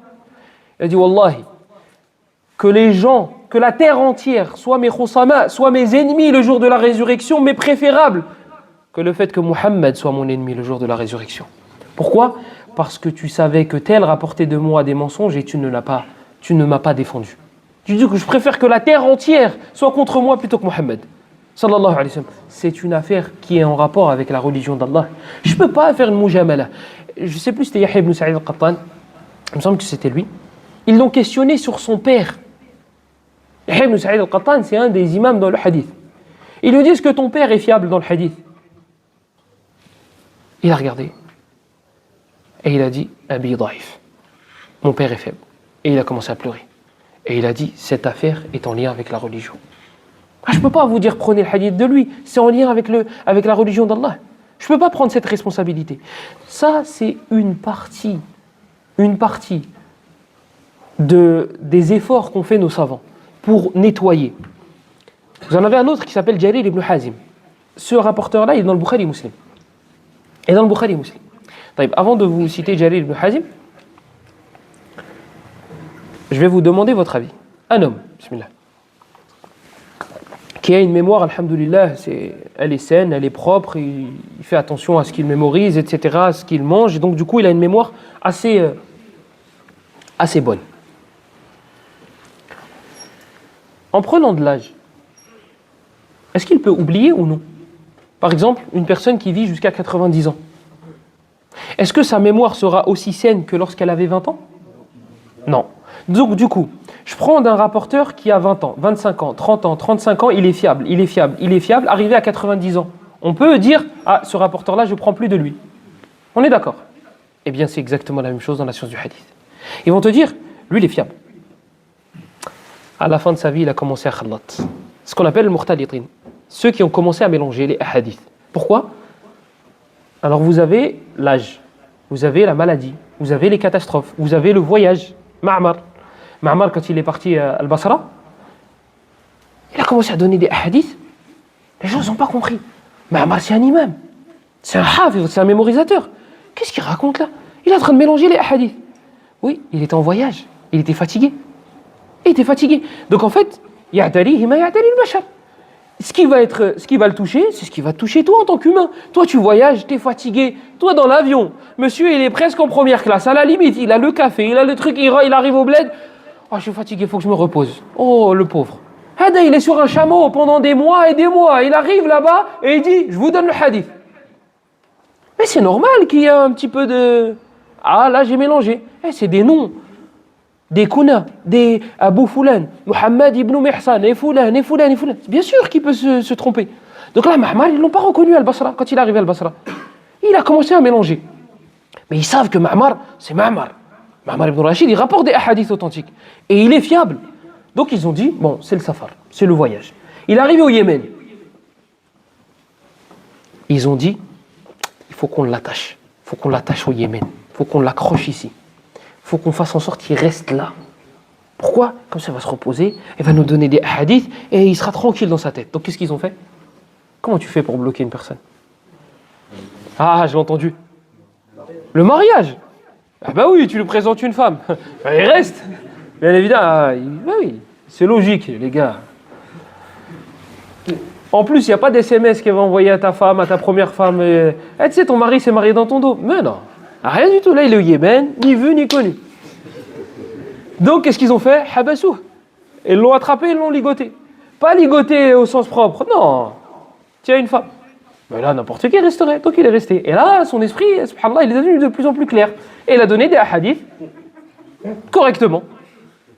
Et oui, parce que ça reste des humains. Ça reste des humains. Revenons à Jalil ibn Hazim.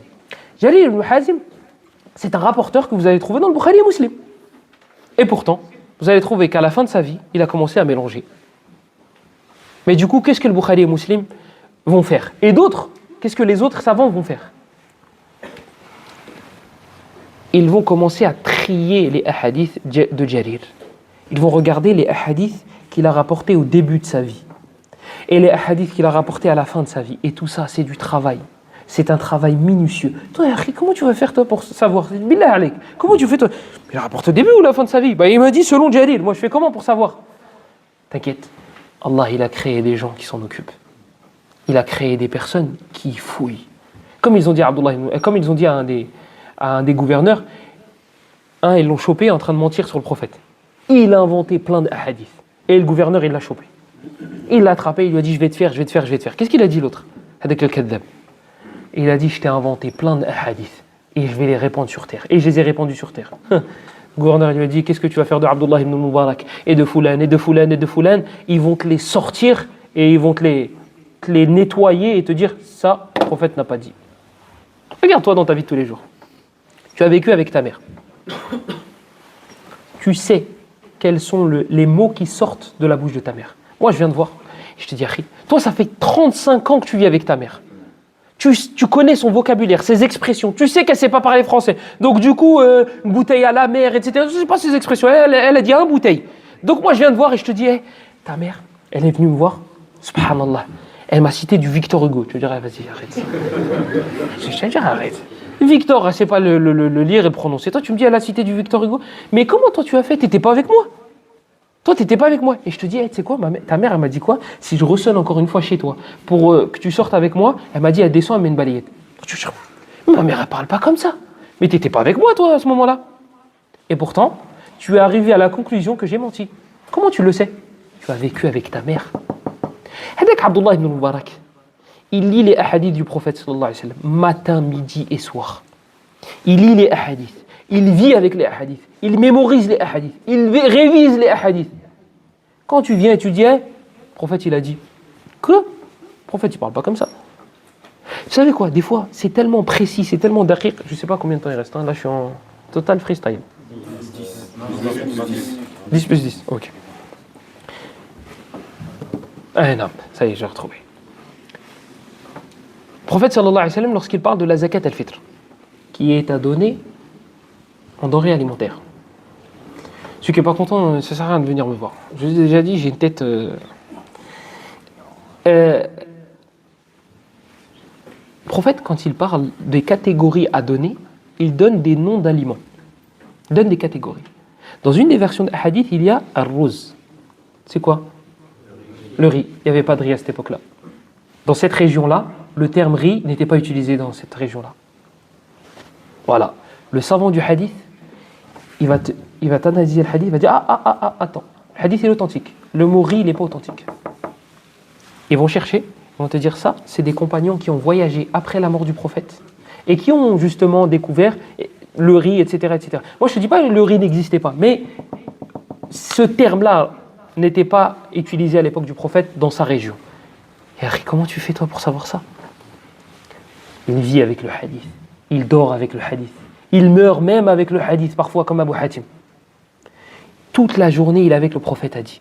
Donc toi, dès que tu vas lui dire, tu sais, le prophète a dit, alors, celui qui dit sallallahu alayhi wa sallam, comme il est venu dans le hadith, celui qui dit la ilaha illallah, Allah va créer un oiseau qui va demander pardon pour toi, et cet oiseau-là aura 1000 langues, et avec ces 1000 langues-là, il créera des oiseaux qui demanderont pas Dieu. Attends. Le prophète, il parle pas comme ça. C'est pas sa façon de parler. C'est pas sa façon de parler. Il n'utilise pas ce genre de propos. Et puis, je vais analyser ce texte-là à la lumière des autres hadiths. Je vais vous prendre un autre hadith. Celui qui utilise le siwak dans la salat, celui qui utilise le siwak avant la salat, eh bien, sa salat sera supérieure de 70 degrés à celui qui n'a pas utilisé le siwak. Il va te dire stop. 70 degrés. 70 degrés. Le siwak. Lui, qu'est-ce qu'il va faire, le savant du hadith? Il va analyser ce hadith-là à la lumière des autres textes. Il va te dire non. C'est pas possible. Maintenant, imaginons. Un hadith, il te dit celui qui embrasse la tête de son fils aura 70 houris au paradis. Le savant du hadith va dire stop. Avant même que tu lui passes la chaîne de transmission, qu'il analyse rapporteur par rapporteur. Ce mérite-là, il est énorme. 70 houris du paradis. La salat, la zakat, le hajj. On n'a pas des mérites comme ça. Il n'y a pas un texte qui nous dit celui qui fait la salat, sinon je pense que personne ne délaisserait la prière. On n'a pas de texte comme ça. Et Zahma, le fait de faire ça va me donner 70 euros au paradis. Il y a un problème là. Attends, il te dit 70 par jour. Non, le hadith n'est pas accepté. Et c'est pour cela qu'Ibn al-Qayyim, rahimahullah, dans une de ses rasaïl, il te dit qu'un savant du hadith peut, sans regarder la chaîne de transmission, te rendre faible un hadith. Pourquoi? Revenez sur l'exemple de la maman. Toi, tu sais, tu connais ta maman. Tu sais ce qu'elle utilise comme expression. Même si tu n'es pas avec elle, je te dis, elle a dit ça, tu vas me dire non. Victor Hugo, c'est pas pour elle. En tout cas, pas pour le moment. Harry, t'étais pas avec moi. T'es pas tout le temps avec ta mère. Je connais ma mère. Elle dit pas Victor Hugo. Elle dit pas Victor Hugo. Elle parle pas comme ça. Et l'histoire de la balayette, là, si tu ressonnes, ma mère, elle parle pas comme ça. Ma mère, elle est bien élevée, elle ne va pas mettre des balayettes aux gens, elle va pas menacer. Ma mère, elle parle pas comme ça. Harry, t'étais pas avec moi. Oui, mais ma mère, elle ne parle pas comme ça. La même chose avec la sunna de Muhammad. Sallallahu alayhi wa sallam. Les savants sont tellement avec la sunna du prophète. Et c'est pour cela que si tu veux atteindre ce degré, lis beaucoup les hadiths du prophète authentiques. Lis beaucoup le Bukhari, lis beaucoup Muslim. Écoute beaucoup l'explication de Bukhari, écoute beaucoup l'explication de Muslim. Toi, tu vas avoir une habitude avec les propos du prophète. Tu vas avoir une certaine habitude et tu vas te dire, je reconnais la façon de parler du prophète. Et là, je ne la reconnais pas. Là, c'est pas comme ça que le prophète parle d'habitude. Même les mots et les expressions qu'il utilise, même les exemples qu'il utilise. Tu t'imagines, moi je te dis, le prophète, il a donné une image, mais perverse. Et je te dis, il t'a dit, imagine si une femme, elle faisait ça. Toi, tu vas dire, attends. Le prophète, il ne donne pas ce genre d'image. Le prophète, il n'a pas ce genre d'image en tête pour qu'il donne des exemples comme ça. Mais comment tu sais, Akhi, toi, tu ne connais pas toute la sunna? Oui, mais j'ai l'habitude avec les hadiths authentiques, le prophète ne s'exprime pas ainsi. C'est ça, c'est ce qu'on appelle al-malaka, la maîtrise. Et ça, elle s'atteint, tu peux l'atteindre avec kathratul mumarasa, avec le fait de beaucoup lire la sunna. Tu regardes les hadiths du prophète, tu regardes les réactions du prophète, tu écoutes les explications des savants avec les hadiths authentiques. Et tu vas voir qu'au bout d'un certain temps, tu vas avoir une certaine maîtrise. Regardez ceux qui analysent l'or, l'argent, etc. Tu lui passes un truc, pour toi, c'est de l'or. Tu vas gagner le million aujourd'hui. Là, j'ai trouvé une bague, ça y est, khlas. Je paye le loyer ce mois-ci, Allahu Akbar. Tu ramènes, hop, c'est du toc, monsieur. Quoi? Comment tu sais? Moi, j'ai regardé à la maison. Oui, mais toi, t'as pas l'œil, toi. Toi, tu regardes pas, c'est la même chose. Toi, pour toi, c'est jaune, c'est de l'or. Lui, c'est un pro. Il regarde. Non, ça, c'est du toc, monsieur. Comment il sait? C'est un pro. Il y a eu une malaka qui s'est développée. Il y a une certaine maîtrise qui s'est développée. Donc, du coup, il analyse, hop, ça, c'est la poubelle. Et c'est ce que faisait Abu Zur'a et Abu Hatim. Abu Zur'a et Abu Hatim, ils venaient le voir, les gens. Abu Zur'a et Abu Hatim, ils vivaient à l'époque de Bukhari. Les gens venaient les voir. Ils disaient, tel hadith, il est authentique, il est faible. Mais pourquoi il est faible? Écoute, va voir Abu Zur'a et pose-lui la même question. S'il te donne la même réponse que moi alors qu'on ne s'est même pas mis d'accord, c'est que le hadith il est faible. Il va voir le Abu Zur'a. Il dit le hadith kada wa kada, il est faible ou authentique? Faible. Pourquoi tu m'as donné la même réponse que Abu Hatim? Parce qu'il y a une maîtrise qui s'est développée. Il a une analyse, il a un scanner. Lui, t'expliquer avec des mots, ça lui prendrait des heures. Flemme, en plus, ça se trouve, tu vas même pas comprendre. Donc il te dit quoi? Munkar. Daif. Shad. Je vais vous donner une autre image. Avec toujours le directeur. Cette fois-ci, le directeur. Donc lui, il ne parle pas aux pauvres. Hein. Il ne parle pas avec nous, le directeur. Nous, on est les employés, il ne parle pas avec nous. Il nous envoie ses... Voilà. Et là, il en a 3 cette fois-ci. Il en a 3. Et on ne peut accepter d'ordre du directeur que si les 3 nous rapportent l'info. Ça, c'est ordre du directeur. Il te dit, n'acceptez pas l'information d'un d'entre eux. Si les 3 vous rapportent une information me concernant, acceptez-la. S'il n'y en a qu'un, n'acceptez pas. Il y en a un qui vient et qui dit, hey, directeur, il a dit, faut peindre en rouge. Les 2 autres, ils vous disent, faut peindre en bleu. Moi, là, je suis face à 2 ordres. Il faut que j'en fasse un. Il faut que j'exécute un des 2 ordres. Qu'est-ce que je vais faire? Les 2. Je vais prendre les 2. C'est la même chose dans la science du hadith. Dans la science du hadith, parfois, vous allez trouver que des rapporteurs nous rapportent plusieurs éléments. Je vais vous donner un exemple concret. Tashahhud. Tashahhud. Dans la salat. On bouge pas le doigt. On a 14 rapporteurs. On en a 14. C'est pas une image, hein, il y en a vraiment 14. Il y en a 14 ou plus. Moi, je me rappelle de 14. Qui nous disent que le prophète sallallahu alayhi wa sallam, lorsqu'il faisait le tashahhud, il montrait du doigt. Il montrait avec le doigt. On en a un qui est fiable. Zaïda ibn Qudama, je crois qu'il s'appelle. C'est le hadith de Wa'il ibn Hujr. Zaïda ibn Qudama, qu'est-ce qu'il nous fait? Il nous dit, et le prophète bougeait son doigt.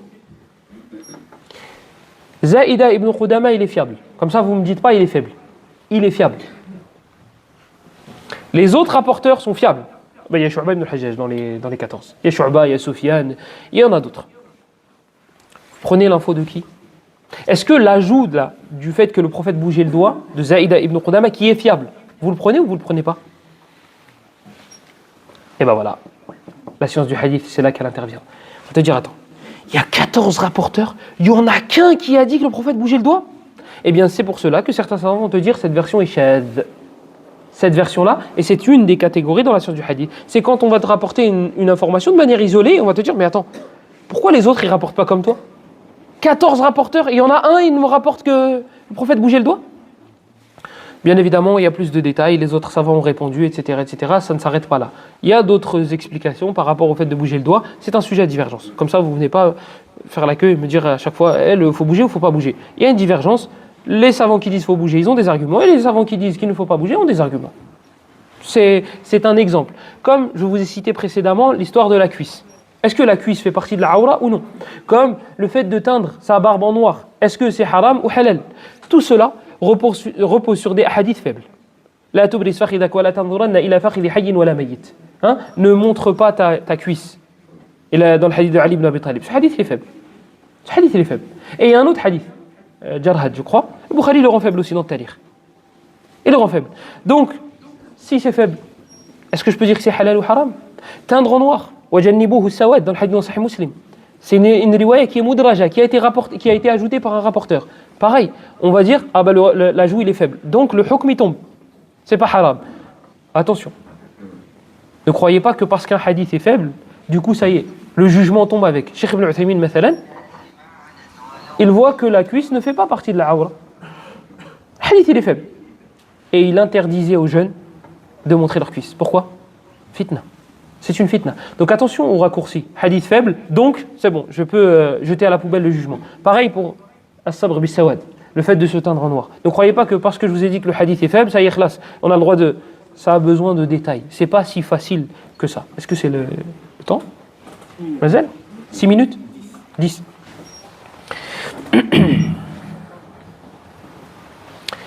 ولأهمية الإسناد ذكر بعض علمائنا أنها من الدين كما قال عبد الله بن المبارك الإسناد عندي من الدين ولولا الإسناد لقال من شاء ما شاء. Et pour montrer l'importance des chaînes de transmission, parce que cela va nous permettre de valider ou non l'information. On va remonter l'information jusqu'à l'auteur. Eh bien, certains savants considéraient cela comme faisant partie de la religion. Et Abdullah ibn al-Mubarak, il disait Al-Isnadu indi, la chaîne de transmission, selon moi, auprès de moi, fait partie de la religion. Et s'il n'y avait pas les chaînes de transmission, la qala man sha'a ma sha'a. S'il n'y avait pas les chaînes de transmission, tout le monde aurait pu dire ce qu'il veut. Le prophète, il a dit. Le prophète, il a dit. Et on fait comment pour vérifier qu'il n'y a pas de chaîne de transmission? Wa qala aydan baynana wa bayna al-qawmi al-qawa'im.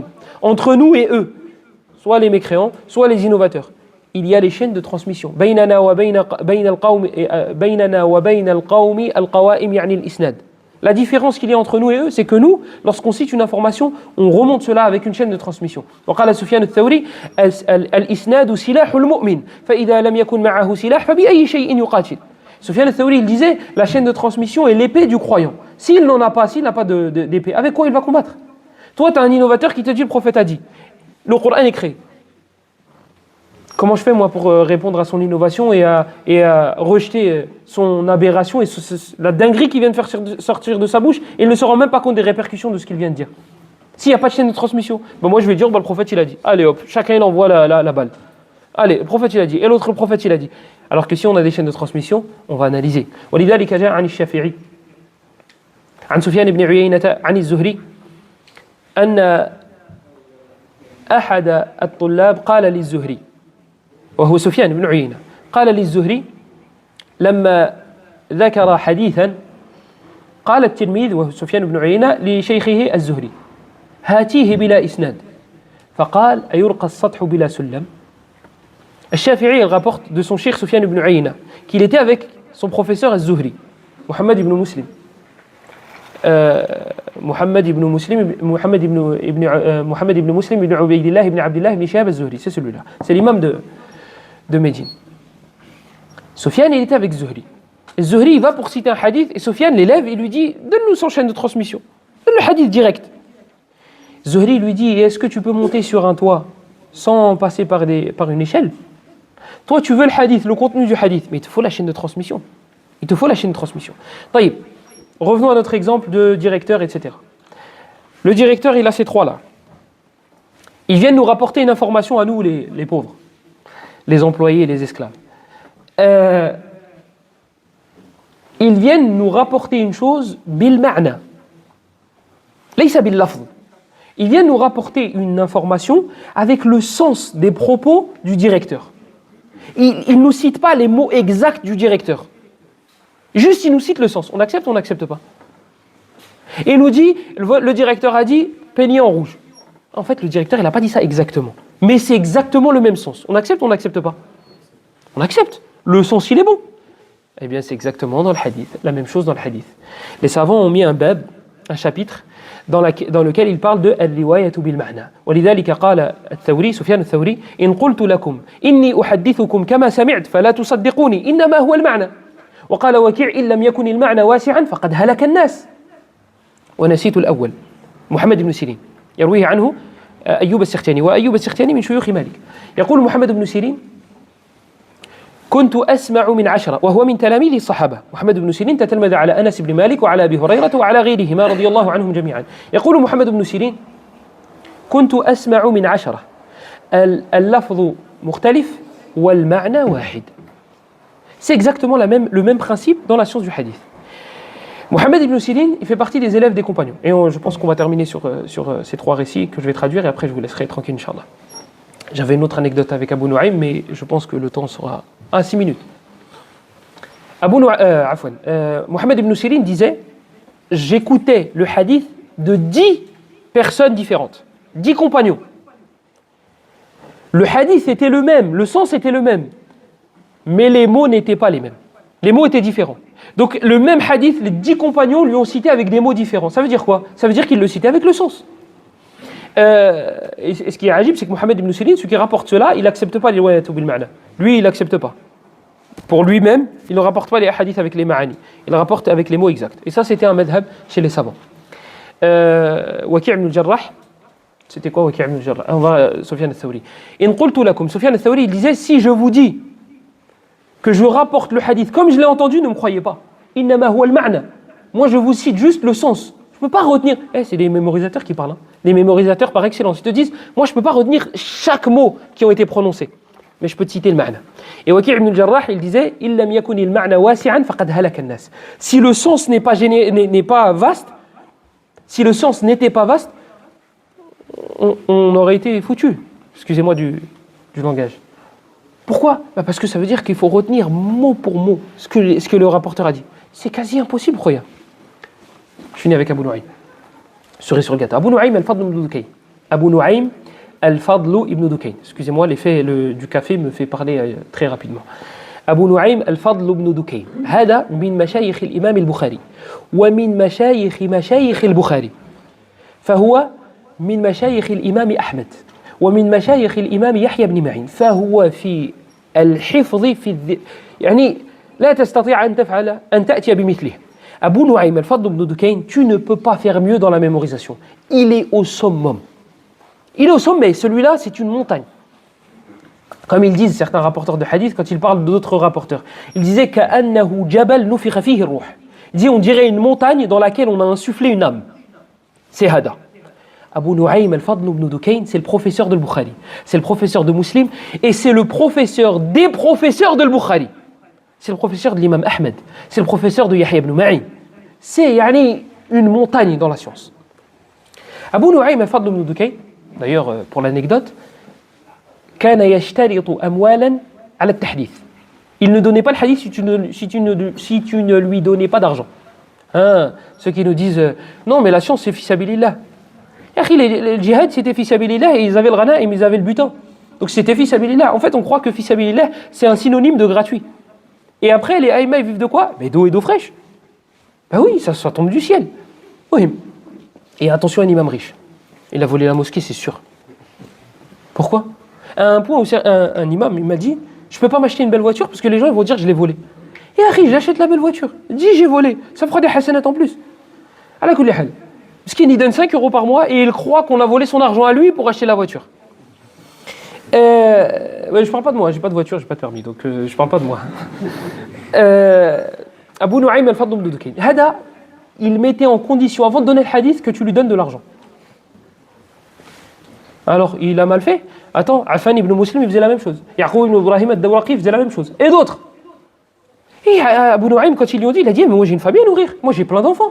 Comment je fais pour les nourrir ? J'ai des femmes. Ah oui, il avait cette opportunité, cette occasion et cette chance. C'est la semaine. À chaque semaine, je choisis des pics. Là, cette semaine, c'est la polygamie. Abu Nu'aym al-Fadl ibn Dukayn, il y avait ce qu'on appelait l'irtibar. Il y avait des tests. Alors, c'était quoi le test ? C'était qu'en fait, les savants du hadith, ils venaient et ils testaient. Voir si tu étais toujours fiable. On a dit précédemment, vous avez acquiescé, vous avez dit que vous étiez d'accord. Une personne peut être fiable 20 ans, 30 ans, 40 ans, 50 ans, arriver à 90 ans, miskin chouïa, un vélo, c'est un ventilateur. Non, c'est un vélo. Lui, il commence à perdre la boule. Et ça existe, à l'époque des rapporteurs, il y en a qui ont commencé à perdre la mémoire. Abdullah ibn Lahi'a, la catastrophe qui lui est arrivée, c'est que sa bibliothèque a brûlé. C'était une catastrophe immense. Aïcha radiyallahu anha, lorsqu'ils l'ont accusée de fornication, elle ne se rappelait plus du père de Youssouf, qui est Yaqub. Elle dit, je dis comme a dit le père de Youssouf. Toi tu sais que c'est Yaqub, mais là il y a une catastrophe qui l'a touché. Donc, selon les événements, ta mémoire peut en prendre... Rappelez-vous Ma'mar qui a été bloqué au Yémen. Avec quoi ils l'ont bloqué ? Ça peut arriver. Donc Abu Nu'aym, ils ont voulu le tester. Il y en avait certains d'entre eux, comme Jalil ibn Hazim. Tout à l'heure, je vous ai dit quoi ? Je vous ai dit, à la fin de sa vie, il a commencé à mélanger les hadiths. Vous savez ce qu'il faisait ? Les savants du hadith, ils rentraient.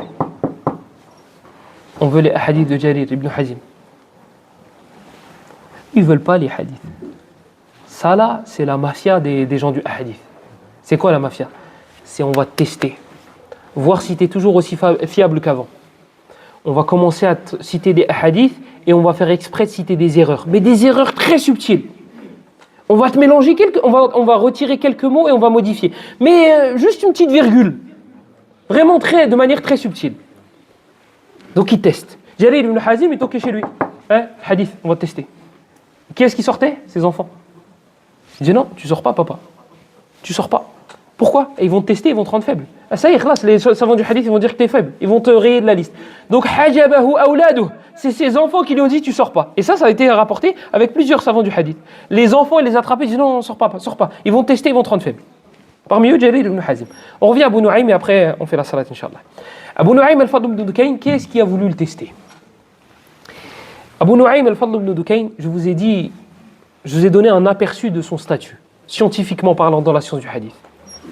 Il a parmi ses élèves l'imam Ahmed, Yahya ibn Ma'in, al-Bukhari, c'était des élèves à lui.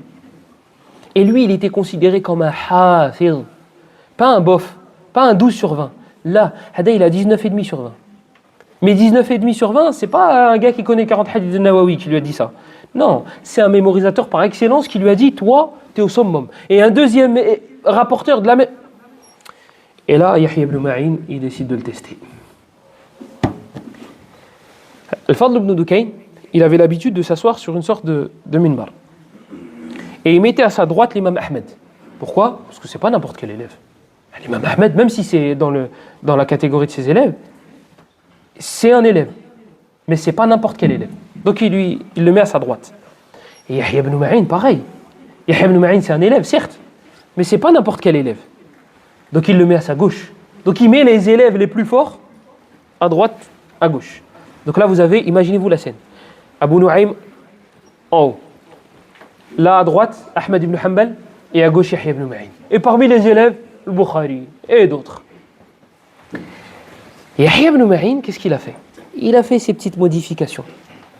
Il est parti voir l'élève qui lit le hadith, parce qu'il y a un élève qui lit le hadith, et Abu Nu'aym qui fait les commentaires. Il a fait quelques modifications. Il est parti voir un élève, l'élève il s'appelle Ahmed. C'est pas l'imam Ahmed, c'est un autre. Et il est là, et Yahya ibn Ma'in a dit, on va faire quelques petites modifications de manière subtile. On va changer quelques mots, quelques virgules, etc. etc. L'imam Ahmed, il lui dit, fais pas ça. Ar-rajulu thabt. Cet homme-là, il n'y a pas besoin de le tester. Il dit, je le teste. Je le teste. Il commence l'assise. Et Ahmed qui est en face, je ne me rappelle plus de son nom complet, mais il était en face. Donc l'imam Ahmed, c'est pas lui. L'imam Ahmed, il est à la droite. Yahya ibn Ma'in est à la gauche. Et l'élève qui lit le hadith, il est en face. Il s'appelle Ahmed. Et il lit le hadith. Abu Nu'aym, il est comme ça, il écoute. Ah, idrib hada. Efface celui-là. C'est pas moi ce hadith-là. Comment ça, c'est pas toi? Il y a un mot qui a changé et tu dis, c'est pas mon hadith? Il dit non, c'est pas mon hadith. Deuxième hadith. C'est comme si c'était vous avez un coup de taser, un coup d'électrochoc. Tape celui-là aussi. Enlève ce hadith-là, c'est pas moi celui-là. Et là, les rapporteurs de cette histoire, ils disent, Abu Nu'aym, on l'a vu faire les gros yeux. Et il a commencé ses yeux ont commencé à tourner. Et il s'est rendu compte qu'on était en train de le tester. Il a commencé à faire ça. Et à chaque fois, il remarquait les erreurs subtiles. Celui-là, c'est pas moi. Celui-là, c'est pas moi. Et là, il s'est rendu compte de la supercherie. Ah, vous êtes en train de me tester. Il tourne sa tête à droite. Il dit, Amma hada, fa'adabu an yaf'alu hada. Il a trop de bons comportements pour faire ça. Ahmed ibn Hanbal. Il dit, lui, il a un trop bon comportement, il n'oserait pas faire ça. Il dit, lui, il ne peut pas faire ça. L'élève là qui lit le hadith, non, lui il n'oserait jamais. Lui il a un trop bon comportement, l'imam Ahmed. Lui il n'oserait jamais. Et il me craint. Il dit walaysa hada illa min amali hada. Il a dit ça, c'est lui qui a fait ça. Yahya ibn Ma'in, parce que Yahya ibn Ma'in il était connu pour être dur avec les rapporteurs. Mais regarde là, il l'a fait avec son cheikh. Donc il a dit ça, c'est toi qui l'as fait. Qu'est-ce qu'il a fait Yahya ibn Ma'in? Abu Nu'aym. Il sort son pied puisqu'il était assis. Il sort son pied et il pousse Yahya ibn Ma'in. Il le pousse et Yahya ibn Ma'in était sur une sorte d'étage. Il le pousse et Yahya ibn Ma'in tombe sur la tête. Et il saigne. Yahya ibn Ma'in, qu'est-ce qu'il fait? Vous croyez qu'il se lève et il lui met une droite? Il dit, tu te prends pour qui? Non, c'est la religion d'Allah. Qu'est-ce qu'il fait? Il lui embrasse la tête. Et il lui dit, Jazakallahu anil islami khayra. Il dit qu'Allah te récompense pour l'islam de la meilleure des manières. Mithluka yuhaddithu an rasulillah. Quelqu'un comme toi peut donner le hadith du prophète sallallahu alayhi wa sallam. Toi, tu es apte à donner la sunna du prophète. L'imam Ahmed, il voit la scène. Il lui dit, ya Yahya, je t'avais dit de ne pas le faire. Ar-rajulu thabt. Cet homme-là, il est fiable. Il lui dit, wallahi, ce rejet-là, le fait qu'il m'ait poussé m'est préférable à tout ce que j'ai réussi à atteindre dans ma vie. Ça, là, ça prouve qu'il est apte à rapporter la sunna du prophète. Là, moi, je suis fier de dire, Abu Nu'aym m'a informé. Voilà un aperçu des gens du hadith, des gens de cette communauté. Ce n'est qu'un aperçu. Wallahi, lisez ces biographies-là. Vous n'allez jamais être rassasiés. جزاكم الله خيرا وبارك الله فيكم ومعذرة على الإطالة وصلى الله وسلم وبارك على نبينا محمد وعلى آله وصحبه أجمعين والحمد لله رب العالمين.